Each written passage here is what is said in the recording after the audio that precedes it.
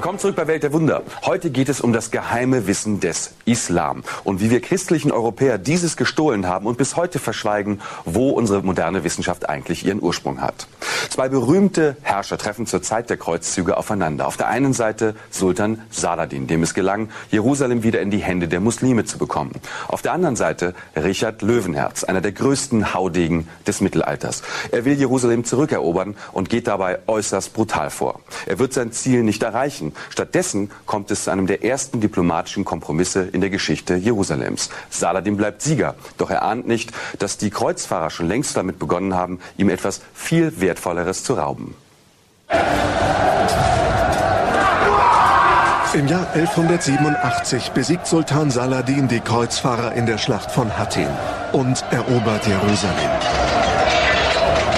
Nach knapp 100 Jahren christlicher Herrschaft fällt die heilige Stadt wieder in die Hände der Muslime. Es ist eine Zeit, in der sich Wissenschaft und Technik im islamischen Kulturkreis sprunghaft entwickeln. Das ist ja wunderbar. Dieses Buch wird uns zum Sieg verhelfen. Dank Saladins diplomatischem Geschick kommt es zu einer Annäherung zwischen Christen und Muslimen.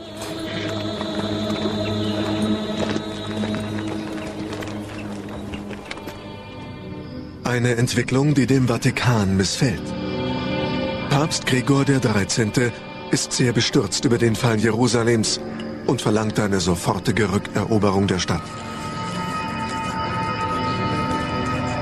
Er nimmt die christlichen Kaiser und Könige Europas in die Pflicht und ruft zum 3. Kreuzzug auf.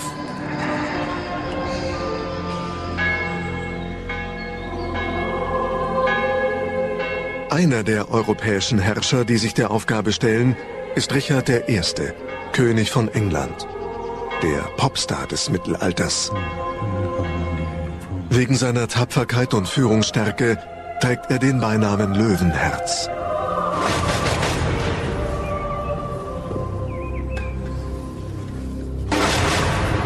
Nachdem der deutsche Kaiser Friedrich Barbarossa 2 Jahre zuvor auf seinem Kreuzzug vorzeitig gestorben war, bricht Richard Löwenherz im Juni 1190 nach Süditalien auf.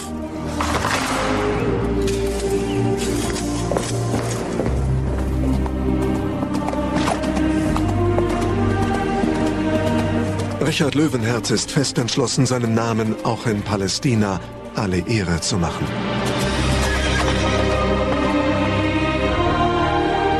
Seine Flotte bricht im Frühjahr 1191 von Sizilien aus auf und erreicht im April den Hafen von Akkon.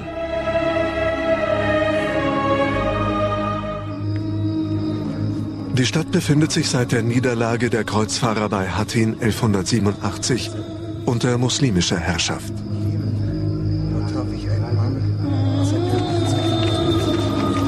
Nach monatelanger Belagerung gelingt es Richard, in die Festung einzudrängen. Er richtet unter der Bevölkerung ein wahres Massaker an.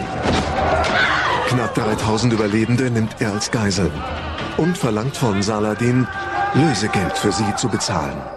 Die Nachricht von Richards Ankunft und Eroberung von Akkon alarmiert den Sultan. Er sieht sich gezwungen, die Abwehr von Jerusalem zu verstärken. Meister, was macht ihr da? Sultan Saladin hat meinem Meister Bahadin und mir, seinem Gesellen Ibn al-Atir, befohlen, eine große Menge einer Flüssigkeit herzustellen, die griechisches Feuer genannt wird. Sie heißt so, weil sie angeblich zuerst in Griechenland erfunden und eingesetzt wurde. Muslime haben in erster Linie die Wissenschaften, die von anderen Kulturkreisen übernommen haben weitgehend entwickelt. Es waren die Griechen, hauptsächlich Griechen, und die Perser und die Spätbabylonier auch. Aber danach kamen die Inder dazu. Also die sind, diese 3 Kulturkreise, die sind Hauptquellen der arabischen Wissenschaften. Das Gemisch entzündet sich sehr schnell und wird in tünerne Gefäße abgefüllt. Brennt die Lunte, werden die Brandtöpfe auf die Angreifer geworfen. Zünden wir sie an und werfen sie auf die Gegner. Wehe dem, der davon getroffen wird.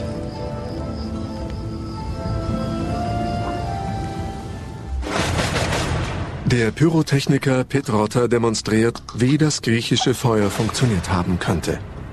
In seiner Münchner Werkstatt füllt er das brennbare Gemisch in getöpferte Hohlgranaten.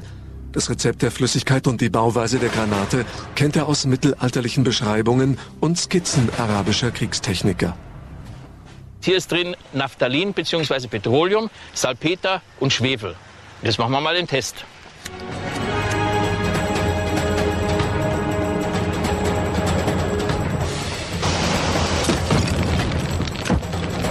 Es funktioniert. Die Flüssigkeit brennt wie Zunder. Also der Vorteil von der Flüssigkeit war eigentlich, dass es sehr schwer zum Löschen war. Mit Wasser eigentlich überhaupt nicht, wenn dann nur mit Sand. Sand haben die selten mitgeschleppt, Wasser war auch nicht überall erreichbar. Also es war fast nicht löschbar, diese Geschichte. Während sich Saladins Truppen für Jerusalems Verteidigung rüsten, befindet sich der Sultan im Zwiespalt. Die Situation in Akkon, wo Richard Löwenherz 3000 muslimische Geiseln in seiner Gewalt hat, bereitet ihm große Sorge. Einerseits leidet er mit den gefangenen Landsleuten, andererseits will er sich von Löwenherz nicht erpressen lassen. Schweren Herzens verzichtet er darauf, Lösegeld zu bezahlen und bereitet sich stattdessen auf den Vorstoß der Franken nach Jerusalem vor. Al-Atir.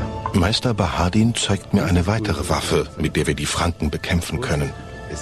Es ist ein schwarzes Pulver, das, wie er sagt, noch viel gefährlicher ist als Brandtöpfe.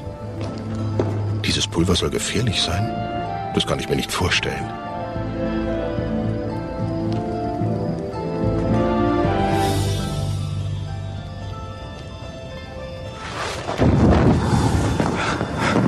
Um Gottes Willen.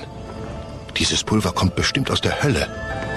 Aber wie sollen wir es gegen die Franken einsetzen? Dass dir nichts passiert ist. Ich habe dich gewarnt. Sei vorsichtig. Das ist ja ein Teufelszeug. Der Meister erklärt mir, dass er eine Konstruktion entwickelt hat, die mit Hilfe des Pulvers fliegt. Dieser Feuerpfeil wird auf die Gegner abgeschossen und soll einen Nahkampf vermeiden. Können wir verhindern, dass wir mit dem Feind in einen Nahkampf verwickelt werden. Pitt-Rotter testet auch diese mittelalterliche Waffe. Hier haben wir jetzt die osmanische Rakete. Das Ding ist also mit Schwarzpulver gefüllt worden. Dann hat man einen Treibsatz reingebaut und hat das versucht, also möglichst weit wegzuschießen. Das Ding im Original war wesentlich größer, aus Metall, muss irrsinnig schwer gewesen sein. Also ich glaube, es ist nicht sehr weit geflogen. Und wir machen jetzt einfach mal einen Versuch, ob das Ding überhaupt abhebt.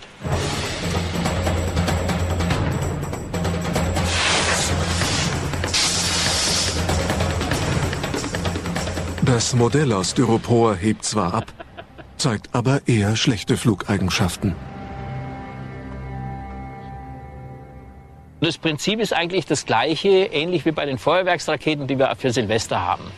Das heißt, man hat hier den Raketenkörper, dann einen Treibsatz, der ist mit Schwarzpulver gefüllt. Hier unten ist eine kleine Öffnung, das gibt dann die Düsenwirkung, sodass der Strahl gebündelt wird. Hier haben wir die Zündschnur, über die wir das vorhin angezündet haben.